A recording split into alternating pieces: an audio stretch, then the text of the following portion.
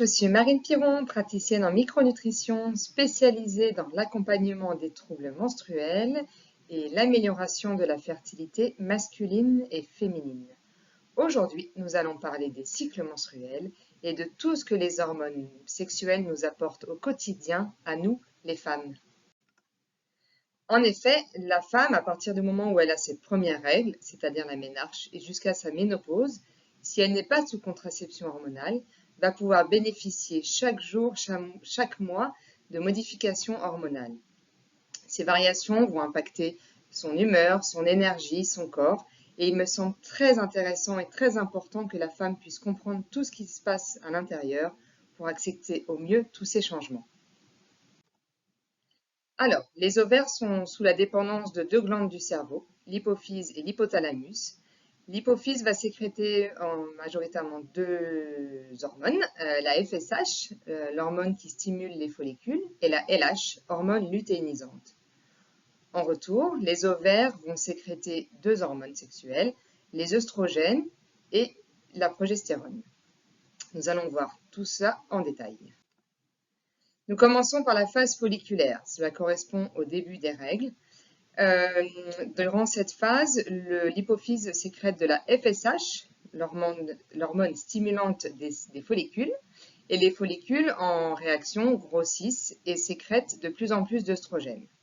Dans chaque ovaire, il y a un nombre important de follicules qui se mettent en route, et à un moment, un follicule va prendre le dessus sur les autres. Il sera appelé follicule dominant. Ce follicule va grossir, grossir, grossir et donc libérer de plus en plus d'œstrogènes. Ces œstrogènes vont, entre autres, permettre la croissance de l'endomètre, c'est la paroi interne de l'utérus. L'objectif du corps est la fécondation et d'accueillir un embryon. Et en fait, plus l'utérus, il faut que l'utérus soit un peu plus épais pour permettre l'accroche embryonnaire. La phase folliculaire peut être de durée variable. Une femme n'ovule pas forcément à J14. La phase folliculaire peut durer 7, 14, 20 jours sans que cela puisse a priori poser problème.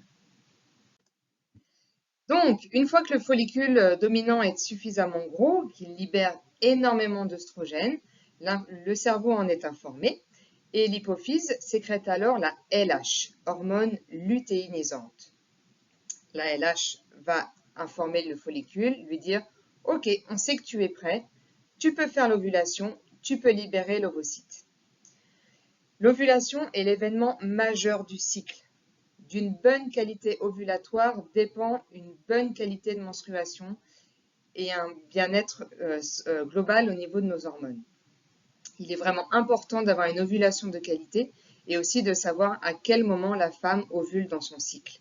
Car, comme vous l'avez vu, la phase folliculaire ne dure pas forcément 14 jours, donc l'ovulation n'a pas forcément lieu à J14. Nous devrions d'abord, d'ailleurs, parler de cycle ovulatoire et non pas de cycle menstruel. Après l'ovulation a lieu la phase lutéale. Le follicule, qui a donc lâché l'ovocyte, devient un corps jaune et il se met à sécréter toujours des œstrogènes, mais aussi de la progestérone. Cette phase est très importante car c'est la seule partie du cycle où la progestérone est sécrétée. La progestérone sert entre autres à préparer l'endomètre à accueillir un embryon. Il stoppe la prolifération des cellules liées aux œstrogènes et favorise que ces cellules soient vraiment aptes à accueillir un embryon.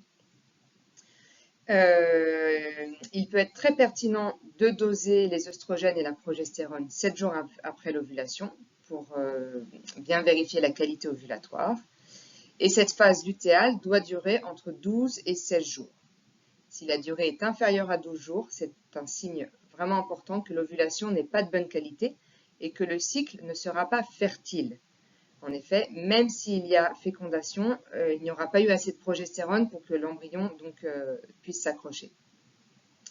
Alors, pour la phase lutéale, deux possibilités. Soit il y a fécondation, donc l'ovocyte rencontre un spermatozoïde, et donc dans ce cas-là, le cycle continue s'il y a eu suffisamment de progestérone pour permettre l'accroche embryonnaire. Soit il n'y a pas fécondation, et dans ce cas-là, le corps jaune se dégrade de lui-même, il y a une chute hormonale, les taux d'œstrogène et de progestérone s'abaissent, ce qui donne lieu aux menstruations et au début du cycle suivant. Alors, comme je vous l'ai dit, il est très important de savoir pour une femme si elle ovule et à quel moment du cycle. Donc maintenant, nous allons parler des moyens d'observer notre ovulation. Les femmes utilisent souvent les tests d'ovulation, qui sont en fait des tests de détection de la LH, l'hormone lutéinisante. Alors, ces tests doivent être pris vraiment avec beaucoup de recul, parce qu'il peut y avoir parfois des pics de LH sans ovulation derrière. Cela peut être le cas notamment dans les syndromes des ovaires polykystiques, ou pour les cycles un petit peu particuliers vraiment de la jeune fille après la ménarche, ou en préménopause, ou durant l'allaitement. Voilà, il peut y avoir des poussées ovulatoires avec une montée de la LH, mais sans ovulation derrière. Donc ces tests ne sont pas fiables à 100%. Une autre possibilité, c'est la prise de température. Elle doit avoir lieu tous les jours à la même heure par le même orifice et avec un thermomètre très précis qui indique 2 chiffres derrière la virgule. En fait, en début de cycle, en phase folliculaire, il n'y a que les œstrogènes et les œstrogènes ils font baisser la température basale, et au moment de l'ovulation, la température remonte un peu et il doit y avoir un plateau en haut, voilà, après l'ovulation. Donc, il faut que la femme prenne sa température et remplisse un graphique tous les jours. Autre possibilité, et pour moi c'est ma préférée, c'est l'observation de ces cycles via sa glaire. Voilà, il faut savoir que en bas de l'utérus, au niveau du col, il y a des glaires qui sont sécrétées tous les jours, mais dont leur qualité varie selon l'imprégnation hormonale.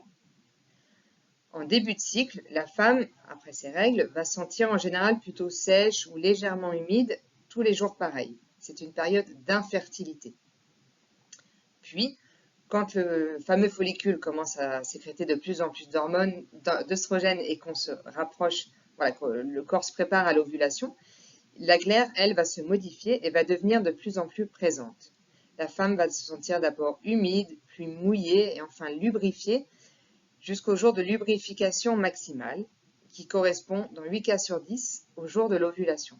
Et le lendemain, il y a un assèchement de la glaire. Et là commence la phase lutéale. En fait, la progestérone, en activant des poches dans le vagin, diminue grandement la sensation d'humidité de la femme. Donc voilà, la femme va remplir un tableau avec un code couleur assez précis, va pouvoir noter ses sensations, s'il a des petites pertes de sang, voilà, l'évolution de sa glaire, et ainsi pouvoir observer au jour le jour où elle en est dans son cycle. Si elle est en phase d'infertilité, si elle est en phase de fertilité, savoir quand est-ce qu'elle a ovulé et donc vérifier d'elle-même si sa phase lutéale est de longueur suffisante. Maintenant, je vous propose un zoom sur les œstrogènes. Sachez qu'il en existe 3 sortes et qu'on en est imprégné depuis notre vie in utero. En effet, depuis notre conception jusqu'à la ménarche, jusqu'aux premières règles et après la ménopause, nous avons de l'œstrone. Durant nos cycles menstruels, nous avons de l'œstradiol et en période de grossesse, de l'œstriol.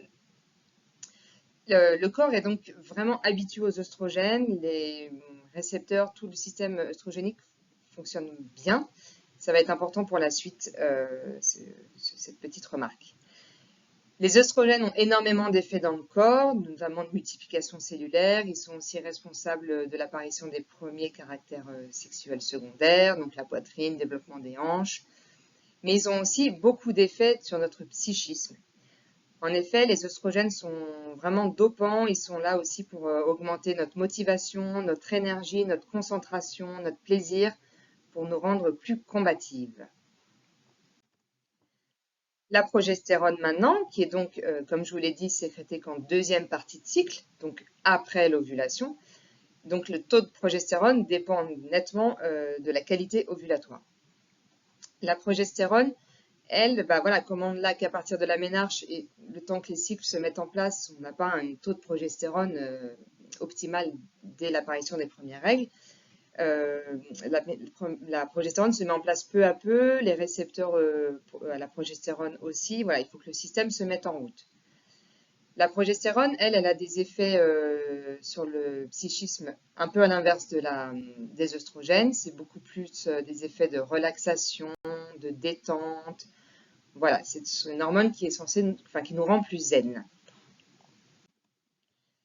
Mais malheureusement, beaucoup de femmes souffrent de déséquilibre œstroprogestatif, c'est-à-dire qu'il y a trop d'œstrogènes par rapport à la progestérone. Deux possibilités. Soit la femme a un taux d'œstrogène normal, sur le papier tout va bien, mais elle n'a pas une bonne ovulation. Du coup, en face, il n'y aura pas suffisamment de progestérone pour contrer les effets des œstrogènes. Ou alors, la femme a de base une très forte imprégnation œstrogénique. Et dans ce cas-là, même si elle a une belle ovulation, la progestérone n'arrivera jamais à compenser les effets des œstrogènes. C'est un phénomène très fréquent parce que dans notre mode de vie actuel, il y a beaucoup d'éléments qui vont en faveur de la hausse des œstrogènes et pas beaucoup qui vont en faveur d'une amélioration de l'ovulation. Ce phénomène de déséquilibre œstroprogestatif intervient dans tout ce qui est syndrome prémenstruel, donc les règles douloureuses, l'irritabilité, la fatigue avant les règles, les tensions mammaires. Tout ça signe un déséquilibre œstroprogestatif. Les règles très abondantes aussi. Ce déséquilibre œstroprogestatif augmente le risque de fausse couche. En effet, si l'ovulation n'est pas de bonne qualité, s'il n'y a pas suffisamment de progestérone, l'endomètre n'aura pas il n'y aura pas une bonne accroche embryonnaire et donc ça augmente le risque de fausse couche dans le premier trimestre. D'autre part, ce déséquilibre œstroprogestatif intervient dans le mécanisme pathologique de l'endométriose. C'est pas le seul, mais il intervient vraiment grandement dedans.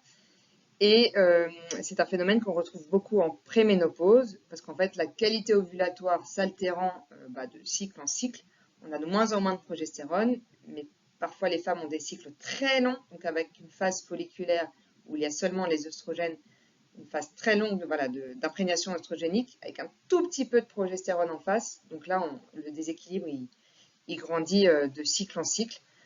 Ce qui peut expliquer les troubles de l'humeur liés à la préménopause, tous ces changements qui peuvent être très difficiles à vivre pour les femmes. Alors sachez que c'est mon travail, entre autres, de comprendre, d'analyser, d'interpréter ce déséquilibre œstroprogestatif pour vous aider au mieux à rééquilibrer vos hormones et à ce que tout se passe vraiment de manière plus agréable et plus optimale. J'aimerais maintenant vous parler toujours de nos cycles, mais d'une vision un petit peu plus énergétique. Là, je m'inspire de la médecine traditionnelle chinoise, pour qui la femme, c'est vraiment l'élément yin, ainsi que la lune. Et donc, nous pouvons comparer assez facilement nos cycles menstruels avec l'évolution de la lune au fur et à mesure du mois. Nous commençons par le début, donc par les règles. Qui correspond souvent pour les femmes. C'est une femme, à ce moment-là, la femme n'a pas une belle imprégnation hormonale, il n'y a pas beaucoup d'œstrogène encore, il n'y a évidemment pas de progestérone. Donc c'est un moment où la femme a besoin de plus de repos, d'introspection. Bon voilà, parfois en plus les femmes ont mal au ventre. C'est vraiment pas forcément le moment le plus agréable du mois. Il faut respecter ce moment de repos et d'introspection, et cela correspond à la nouvelle lune, au moment où la lune n'est quasiment pas visible dans le ciel. C'est le moment où la lune nous apporte le moins d'énergie, voilà, et cela correspond aussi à l'hiver. Puis la phase folliculaire se met bien en route, le follicule grossit, libère de plus en plus d'œstrogènes. La femme retrouve son énergie, son dynamisme, elle est en poussée d'énergie. Cela correspond à la phase croissante de la lune et aussi au printemps. Et après, l'ovulation, le moment majeur, c'est l'apogée au niveau hormonal. La femme est bourrée d'œstrogènes, de testostérone, elle est hyper combative, elle a une belle libido, pleine d'énergie, elle est prête à en découdre de tout. Ça correspond à la pleine lune, qui est là aussi le moment où la lune nous apporte son apogée d'énergie, et à l'été. Puis la phase lutéale, où là, la progestérone prend sa place, la femme doit être plus détendue, voilà, peut-être un peu moins tournée vers les autres, mais moins, comment dire, plus relax, quoi. La vie doit être plus zen, donc peut-être moins à 100 à l'heure, mais plus apaisée. Cela correspond à l'énergie de la lune décroissante et à l'automne. Et après, toujours pareil, s'il n'y a pas de fécondation, on repart sur un cycle de règles, de nouvelles lunes et d'hiver. Voilà, cette vidéo touche à sa fin. J'espère qu'elle vous a plu et qu'elle aura été instructive pour vous.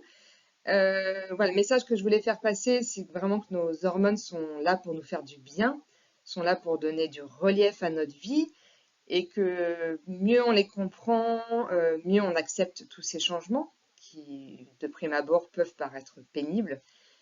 Et aussi, voilà, sachez quand même que des règles douloureuses n'ont pas lieu d'être. Voilà, si la douleur menstruelle ne passe pas avec un simple Doliprane, c'est qu'il y a peut-être derrière un déséquilibre scoprogestatif. Voilà, c'est pareil, si vous êtes extrêmement irrité, extrêmement fatigué avant les règles, ça peut vraiment mettre la puce à l'oreille sur, bah voilà, peut-être que l'ovulation n'est pas optimale, peut-être qu'il y a trop grande imprégnation œstrogénique, et ça vaut le coup d'aller creuser pour vivre nos cycles de manière beaucoup plus agréable et dans la sérénité. Voilà. Je vais vous laisser et j'espère à bientôt pour d'autres vidéos et je vous souhaite de magnifiques ovulations. Merci.